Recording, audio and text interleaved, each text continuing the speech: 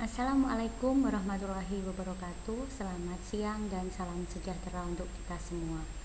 Pada kesempatan pertemuan kedua di mata kuliah obstetri ini, saya akan menyampaikan materi dengan tema hepatitis dalam kehamilan. Pada PowerPoint kita di sini sudah saya tampilkan bentuk ya dari virus hepatitis. Sebenarnya kalau kita bahas tentang hepatitis itu banyak sekali, tidak hanya hepatitis B, tapi ada hepatitis A, hepatitis B, dan hepatitis C. Lalu kenapa pada bahasan hepatitis dalam kehamilan yang kita bahas adalah hepatitis B? Karena penyakit hepatitis B ini nantinya kalau tidak diatasi secara lanjut akan menyebabkan komplikasi dan akhirnya bisa terjadi kanker hati atau sirosis hati, dan tentunya ini juga akan berakibat terhadap janin yang dilahirkan. Oleh karena itu hepatitis B dalam kehamilan ini harus bisa dipahami oleh kita semua sebagai tenaga kesehatan, khususnya seorang bidan ya. Ini adalah fakta yang ada di sekitar kita saat ini, bahwa berdasarkan hasil penelitian menunjukkan bahwa penularan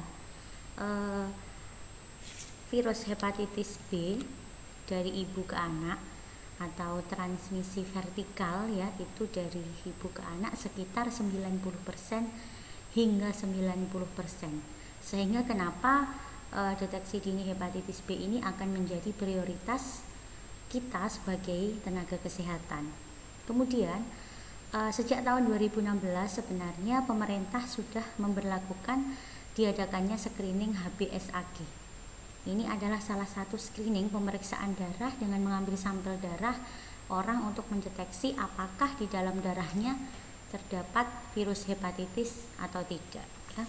Dan ternyata pada tahun 2018 sampai 2019 dari ibu hamil yang diperiksa jumlahnya itu sekitar 1.643 sekian ibu hamil yang tersebar dalam 34 provinsi. Ternyata yang reaktif sebanyak 30.965. Ini lumayan tinggi. Dan ternyata BBL yang lahir dari ibu hamil yang reaktif tersebut, BBL-nya lahir juga reaktif untuk pemeriksaan HBsAg-nya sejumlah 15.747 BBL, tetapi telah diberikan imunoglobulin hepatitis B kurang dari 24 jam setelah bayi lahir.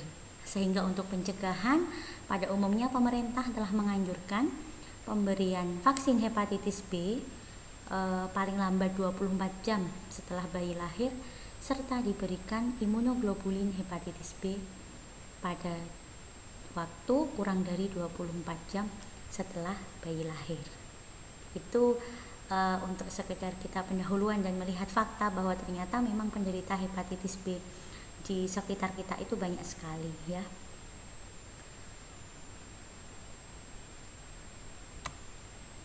Nah, ini adalah salah satu cara untuk mendiagnosa apakah seseorang itu terkena hepatitis B atau tidak, dengan mengambil sampel darah dan memeriksa itu HBsAg.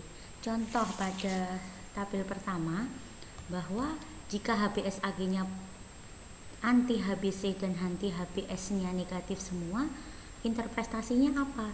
Bahwa seseorang itu akan mudah terinfeksi, jadi dia beresiko untuk bisa terinfeksi virus hepatitis B.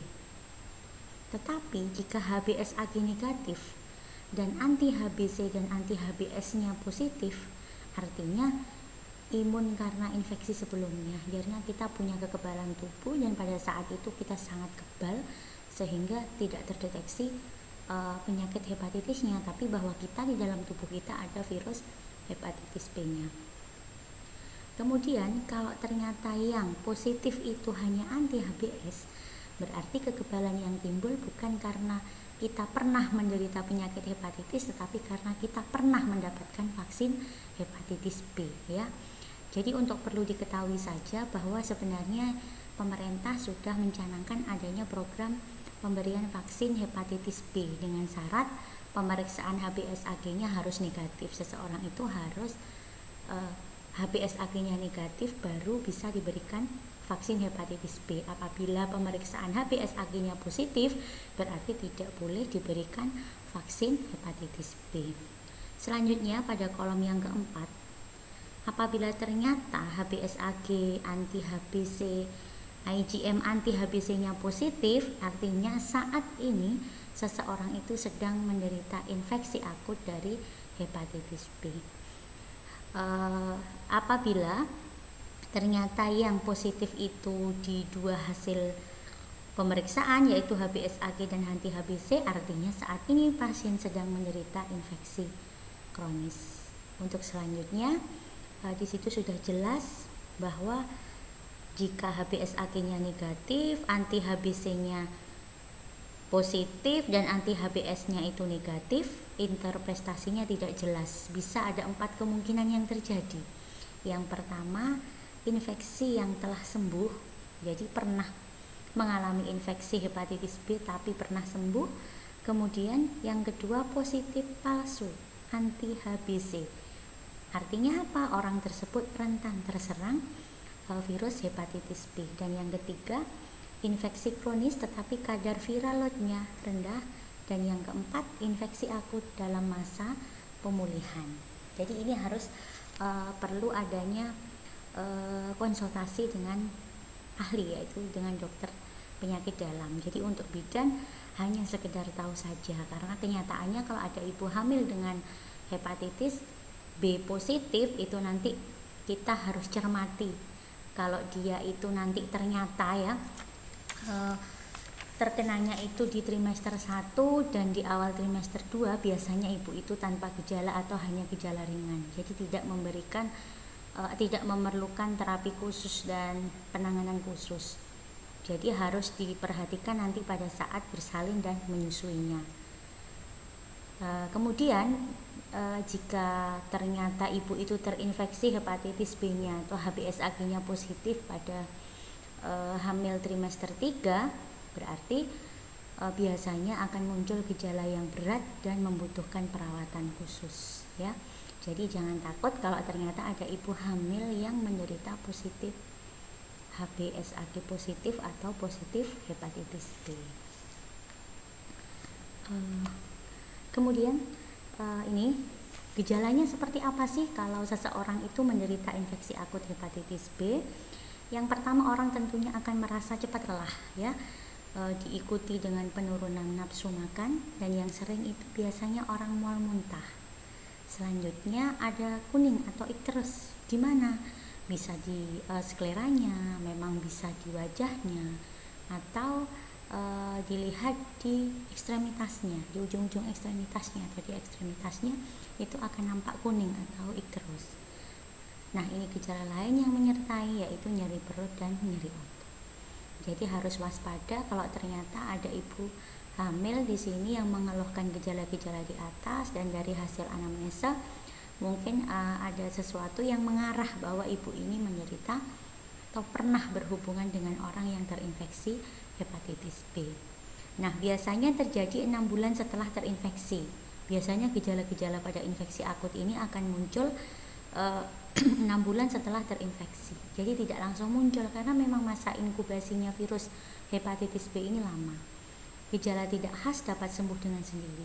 Bila ada gejala-gejala ringan yang memang tidak khas, itu biasanya sembuh dengan sendiri tanpa pengobatan. Tetapi memang di dalam tubuh orang itu sudah ada virus hepatitis B. Ya, ini adalah gambaran molekulernya, ya, untuk virus hepatitis B. Kalau dilihat itu cantik, ya, seperti bunga, tapi ternyata dia tidak cantik sifatnya. Virus ini diekskresikan darah dan cairan tubuh. Artinya apa? Kalau diekskresikan darah berarti penularannya juga dari darah dan cairan tubuh. Sebagian besar karier itu tanpa gejala, asimptomatik. Ya, masa inkubasi 45 sampai 180 hari. 180 hari itu kurang lebih 6 bulan, ya. Jadi kalaupun kita misalkan ternyata uh, kita sudah ada virus hepatitis B di dalam tubuh kita, belum tentu kita menunjukkan gejala atau asimptomatik istilahnya. Tetapi meskipun asimptomatik, kita tetap mempunyai potensi untuk bisa menularkan kepada orang lain melalui apa? Melalui darah, melalui cairan tubuh. Nanti di belakang akan dibahas penularannya melalui apa saja ya. Nah, ini penularan HBV artinya hepatitis B virus. Yang pertama yaitu penularan melalui kontak cairan tubuh yang terinfeksi. Contohnya apa? Air liur. Nah, air liur itu juga bisa mengandung virus hepatitis B. Makanya kenapa kalau kita makan di luar ya, makan di warung, makan di restoran, itu hendaknya itu di tempat yang cuci piringnya airnya mengalir. Kemudian sendoknya juga harus dicuci, nggak hanya dilap, karena memang kan ada kan pedagang-pedagang yang di pinggir jalan nasi pecel, nasi tumpang itu ternyata saya pernah lihat di beberapa tempat itu pecel pincuk itu ya, itu ternyata sendoknya tidak dicuci dengan air, bahkan dengan sabun enggak, tapi apa, cuma dilap dengan lap. Dan kita nggak tahu, tapi waktu itu saya tahu, oh inilah yang bisa salah satu yang bisa menyebabkan resiko menular virus hepatitis B. Kemudian semen dan cairan vagina ini berarti dia melalui hubungan seksual ya. Selanjutnya yaitu melalui membran mukosa. Ada di mana? Hidung, mulut, tenggorokan, dan kemaluan. Jadi perlu diketahui bersama bahwa virus hepatitis B ini menular melalui hubungan seksual ya, karena di darah dan cairan tubuh itu mengandung virus hepatitis B. Ini penularannya lebih ganas dibandingkan HIV. Kalau HIV kita minum bersama dengan orang yang positif HIV itu belum tentu tertular, tetapi kalau ini kemungkinan besar tertular karena memang di situ ada virusnya ya. Penularannya lagi yaitu melalui jarum suntik yang tidak steril. Makanya sekarang kan sudah nggak ada namanya pemakaian jarum suntik secara bergantian. Tetapi satu pasien ya satu orang bisa menggunakan jarum suntik bergantian, itu biasanya pada pengguna narkoba. Kalau saya dulu pernah membaca-baca ya pada artikel, itu kebanyakan yang terkena hepatitis atau HIV pada pengguna narkoba suntik itu adalah anak buahnya. Jadi bukan ketuanya. Kenapa? Karena ketua itu selalu pakai dulu gitu ya. Pakai dulu, diinjeksi dulu. Setelah itu bekasnya baru dibuat bergantian anggotanya. Malah yang menjadi ketua pengguna narkoba itu malah tidak terkena penyakit itu gitu ya, malah anak buahnya. Kemudian hubungan seks tanpa pengaman. Pengaman yang dimaksud adalah pemakaian kondom. Ya, karena sudah jelas disampaikan bahwa memang pemakaian kondom itu bisa mencegah penularan virus atau virus infeksi menular seksual yang ditularkan melalui hubungan seksual. Jadi bisa dilindungi dengan kondom asal tidak bocor ya. Kemudian tato, tindik, dan alat cukur serta sikat gigi. Makanya hati-hati pada kalau kalian misalkan pernah tato atau tindik atau alat cukurnya yang bergantian, kalau yang ternyata yang dicukur atau ditindik sebelum Anda itu dia positif hepatitis B, nah nanti bisa tertular di situ ya. Mekanisme penularannya sebenarnya bisa secara transmisi vertikal, itu terjadi pada transmisi perinatal dari ibu ke janin, dan secara horizontal seperti yang sebelumnya ini tadi saya jelaskan. Penularan secara vertikal atau transmisi perinatal itu biasanya terjadi pada hepatitis B dengan infeksi kronis, dan tergantung kadar virus dalam darah itu akan meningkatkan resiko penularan. Maksudnya bagaimana? Jika kadar viral loadnya di dalam darah itu tinggi, berarti resiko menularkan ke janin juga semakin tinggi. Tingginya seberapa? Nanti di slide saya juga akan saya jelaskan. Paling tidak Anda tahu ya sebagai calon bidan bahwa tidak perlu menghafalkan viral load atau apa, yang jelas prinsipnya kita harus tahu cara penularan dan cara pencegahannya. Terkait dengan transmisi perinatal atau penularan secara vertikal itu melalui 3 fase, melalui intrauterin yaitu saat di dalam kandungan, karena biasanya di sini itu virus hepatitis B bisa melalui plasenta intrapartum, ini pada saat proses persalinan. Dan yang ketiga adalah setelah lahir, yaitu pada saat menyusui ya. Biasanya untuk pasien yang hepatitis B itu disarankan untuk seksio ya, tetapi ada juga yang dengan persalinan normal. Ini yang digarisbawahi lagi bahwa anak akan menjadi karier hepatitis B virus sebesar 3-4% meskipun mendapat imunoprofilaksis. Di awal tadi sudah saya sampaikan, apabila seorang anak lahir dari ibu yang HBsAg-nya positif, maka begitu bayi lahir harus diberikan 2 suntikan. Suntikan yang pertama yaitu imunoglobulin hepatitis B, dan suntikan yang kedua vaksin hepatitis B0 ya, vaksin HB0 Unijet, dan itu diberikan paling lama 24 jam setelah bayi lahir. Itu untuk mencegah penularan dari ibu ke anak. Tetapi ya, dalam catatan atau tanda kutip bahwa meskipun sudah diberikan imunoprofilaksis, ternyata dari hasil penelitian masih ada peluang 3-4% anak yang dilahirkan tersebut pembawa virus hepatitis B ya. Jadi makanya kadang kan bingung ibu hamil, loh kok baru diketahui hepatitis B-nya atau HBsAg-nya positif kok pada saat hamil, saya mendapat tertular dari mana? Nah, itu akan ada banyak pertanyaan seperti itu. Nah, itu dari mana sebenarnya jawabannya? Yang pertama itu ada kemungkinan dia memang sudah bawaan, dia sebagai karier sejak dilahirkan ibunya yang HBsAg positif, tetapi karena tidak pernah periksa makanya tidak terdeteksi. Karena untuk penyakit hepatitis B ini memang sebenarnya fenomenanya seperti gunung es yang tampak kecil tapi yang di dasarnya itu banyak sekali, karena memang tidak terdeteksi karena tidak periksa. Ya, yang kedua bisa saja tertular pada saat sebelum hamil ataupun pada saat hamil dari orang yang beresiko menularkan virus hepatitis B itu ya. Untuk transmisi intrauterin ini dari infeksi plasenta, kerentanan genetik ya. Resikonya apa?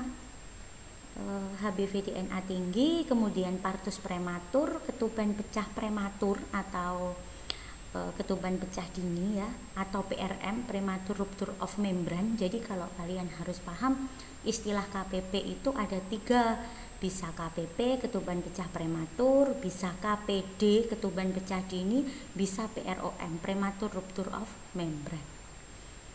Yang keempat, infeksi akut saat hamil terutama pada trimester 3. Ini kalau terjadi transmisi intrauterin. Ini tadi yang saya sampaikan tergantung kadar viral load. Ini kadar HBV pada viral load. Kalau dia lebih dari 10 pangkat 8 IU ya per mili, berarti 10% dia akan kegagalan imunoprofilaksis. Kemudian yang kedua 10 pangkat 6 sampai 10 pangkat 8 itu resiko transmisinya 10 sampai 40%. Dan apabila kurang dari 10 pangkat 6 berarti resikonya rendah. Makanya pada ibu hamil nanti akan menularkan kepada bayinya itu tergantung dari jumlah viral load yang ada di dalam darah ibu. Kemudian hepatitis B tidak meningkatkan mortalitas dan morbiditas pada ibu hamil. Ya, catatannya adalah bahwa jika seseorang ibu hamil ternyata positif hepatitis B, itu tidak akan meningkatkan angka kematian dan angka kesakitan pada ibu. Ya, jadi ibunya juga nggak akan mati, nggak akan sakit, terutama pada trimester 1 dan awal trimester 2. Beda lagi kalau trimester 3 yang memang membutuhkan perawatan dengan gejala berat. Ya. Kemudian peningkatan sedang ke persalinan preterm, tetapi ibu hamil tersebut akan beresiko sedang untuk mengalami persalinan preterm atau prematur. Dan berdasarkan penelitian juga disebutkan bahwa ibu hamil yang hepatitis B tidak meningkatkan resiko IUGR atau intrauterine growth retardation dan preeklamsi, tidak. Tetapi meningkatkan DMJ, HAP hemoragik antepartum, persalinan preterm, dan Apgar skornya lebih rendah ya. Tadi sudah saya sampaikan bahwa hepatitis B pada ibu hamil nanti tidak akan membahayakan pada ibu hamilnya, tetapi justru akan berdampak terhadap bayinya karena salah satunya bisa menyebabkan Apgar skornya lebih rendah. Pemeriksaan HbSAg saat kontrol pertama hamil. Jadi memang sekarang sudah direkomendasikan untuk ANC terpadu, bahwa idealnya pada saat diketahui orang itu hamil itu periksa ke puskesmas, karena di situ akan dilaksanakan pemeriksaan darah lengkap, termasuk pemeriksaan hepatitis B dan pemeriksaan HIV serta pemeriksaan gula darah. Jadi biar diketahui sejak awal ya. Kemudian tidak ada perbedaan penularan ASI dan susu formula pada bayi yang sudah divaksinasi. Pada intinya bahwa ibu yang hepatitis B-nya positif dan melahirkan, kalau anaknya sudah diberikan imunoglobulin dan vaksin hepatitis B, itu perbedaan penularannya kalau diberikan ASI dan susu formula itu tidak ada perbedaan, jadi sama saja. Jadi kalau memang mau menyusui ASI silahkan, mau memberikan susu formula silahkan, tapi tentunya tetap harus dengan konsultasi dan persetujuan keluarga dan dokter spesialis anak. Jadi menentukan baik buruknya seperti apa gitu. Kemudian rekom untuk tenaga kesehatan, ini khususnya kita ya, jika ada ibu hamil yang HbSAg-nya positif, yang pertama, lampirkan hasil lab ke rumah sakit atau fasilitas kesehatan tempat bersalin. Kalau ternyata kita punya pasien atau merujuk pasien untuk bersalin ke rumah sakit atau fasilitas kesehatan, kita wajib melampirkan hasil lab yang menunjukkan bahwa ibu tersebut HbSAg positif atau hepatitis B. Berikan tanda rekam medis khusus. Kemudian karena memang gini, kita harus melampirkan, kita nggak boleh merahasiakan bahwa pasien itu positif hepatitis B, karena memang nanti ketika persalinan petugas kesehatan itu juga punya perilaku khusus, punya perlakuan khusus ya, mohon maaf bukan perilaku, perlakuan khusus, misalkan menggunakan APD double, handscoon-nya double gitu ya, bukan berarti nggak akan ditolong, nggak akan diperlakukan, tetapi diperlakukan baik sesuai dengan standar operasional prosedurnya pertolongan persalinan pada ibu dengan HbSAg positif. Jadi diberitahukan. Kemudian edukasi ibu bahwa nanti ibu itu bahwa nanti bayi yang dilahirkan perlu imunoprofilaksis untuk bayi.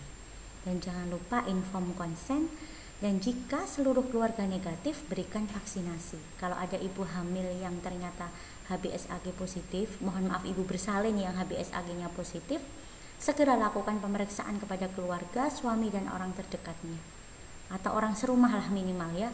Kalau ternyata dia negatif, langsung sarankan untuk pemberian vaksinasi hepatitis B.